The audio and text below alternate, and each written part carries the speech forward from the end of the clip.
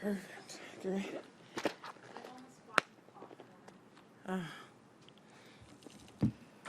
Serena, perhaps to start, you could talk us through the match and the importance of reigning in that first set. Yeah, it was good to get through that match, and the first set was extremely tight, and I was a little tight, but it worked out, and was able to play a little more free in the second set. Karen? Serena, when you woke up this morning, how aware were you of all the rumors circulating about this city about to go into lockdown? And it was weird. The premier was speaking as your match began, and people were actually like leaving the arena to try to book flights home. It was crazy. But how aware, how much of that craziness penetrated your bubble? Actually, I didn't know at all until the match was over, so I think that's good that I didn't know, but it's rough. It's going to be a rough few days for, I think, everyone, but we'll hopefully get through it. The prospect of no crowd against Serena, you've done it a few times now. How do you feel about going through that again?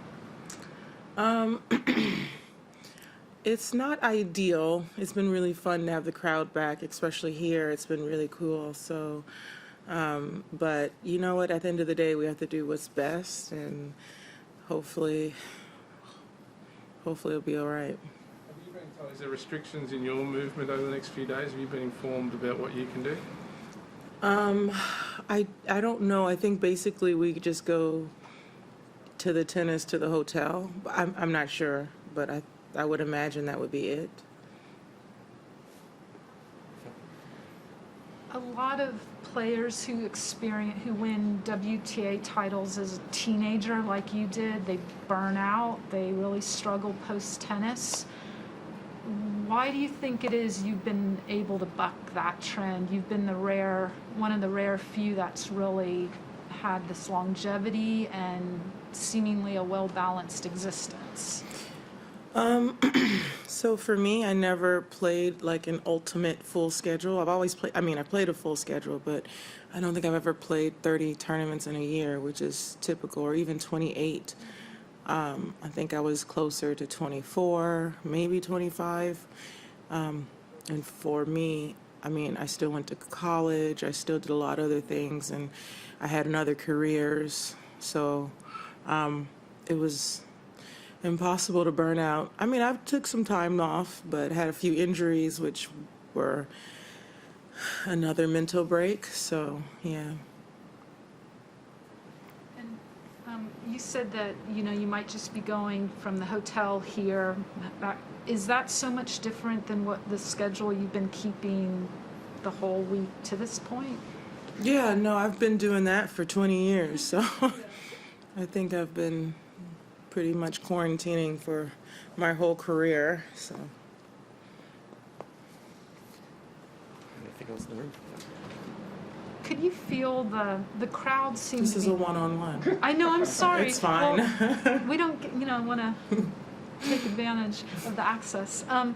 The crowd seemed to just be really responding to your on-court comments, talking about, Olympia and everything. Do you feel more affection from the crowd, or more of a different kind of energy than maybe 10 years ago or even 5 years ago?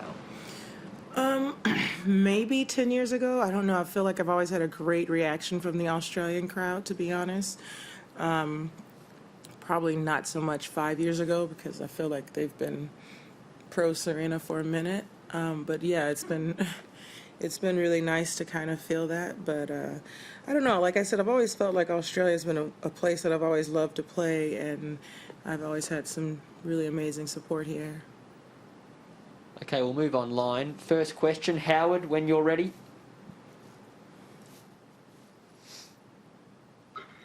Serena, do you have a sense of how much it means to some of these opponents just to get the chance to share a court with you, to be able to say they played Serena Williams, even if it might mean a loss for them? And how does that make you feel?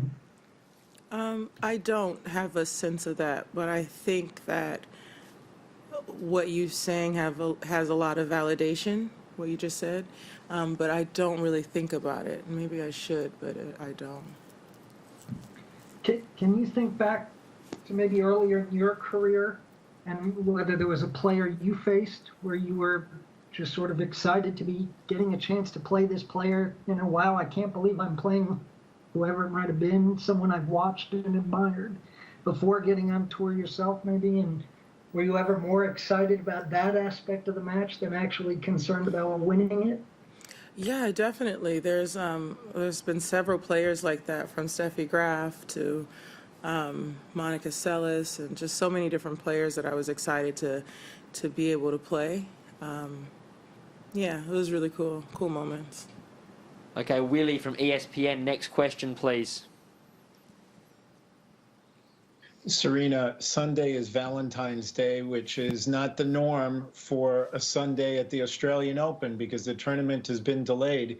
We know what love means on the scoreboard, but what other ways does the word love have a connection to tennis for you and for others? I love 6 love as long as I have 6, and as long as I have 40, I love 40 love. And as long as I don't have love, then I'm doing good in tennis, on the court, so to say. Are there any other ways besides on the scoreboard that love is a factor in your participation in the sport and your thoughts about it? Yeah, I think if I didn't love, I wouldn't be sitting here. I wouldn't be in Australia if I didn't love what I do. I think that love is one of the single greatest things in the world that you can have, and it propels you to be your best and in your job, whether it's playing tennis or whether it's doing something else. But I think that it can make you be better at whatever you do. Okay, Ben from the New York Times, next question, please. Serena, just want to know what your thoughts are on playing Arena Sabalenka next, who's had a lot of success at a lot of smaller tour events, racked up a lot of wins. What are your thoughts on how much have you watched on her? How much of that have you watched? I know you watched a decent amount of tennis. Yeah. What do you expect from that matchup? Well, she hits very hard, and she has a big power game, and she's a big girl, strong like myself. So I think it'll be a really good. I think it'll be a really good match with no crowd. Okay, Mike from Tennis Canada, next question, please. You're on mute. Mike, you're on mute. Please unmute yourself.